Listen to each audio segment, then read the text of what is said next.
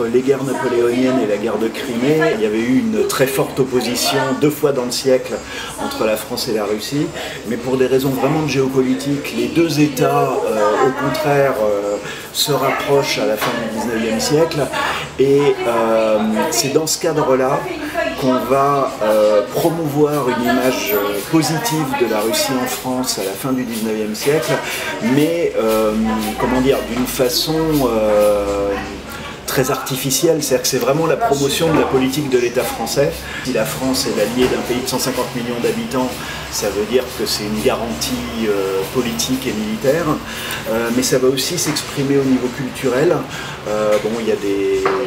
le roman de Jules Verne, Michel Strogoff, il va y avoir toute une vogue de la culture russe en France, et l'implantation des ballets russes de Diaghilev, ça en fait partie. Derrière ça, c'est vraiment une volonté, je dirais, de manipulation politique de l'opinion. La Russie à l'époque était en plein développement, mais avec des capitaux étrangers, parce que c'était un pays où il n'y avait pas de bourgeoisie réellement développée, et du coup il fallait convaincre les petits épargnants français de placer leur argent dans les emprunts russes. Et donc là aussi, il y avait toute une propagande pour présenter la Russie comme un Eldorado et magnifier à la fois le côté très exotique et très traditionnel, mais aussi le côté très moderne avec le développement du bassin minier du Donbass, des grandes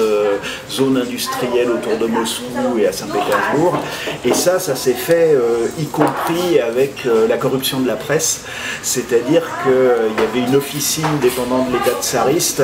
qui arrosait les plus grands titres de presse avant 1914 pour qu'ils disent du bien de la Russie. Avec entre autres Le Matin, qui était un des plus grands journaux de l'époque, qui touchait de l'argent des officines tsaristes par un intermédiaire. Et tout ça, on l'a appris après la révolution bolchevique, quand justement les bolcheviks ont commencé à publier tous les documents diplomatiques secrets.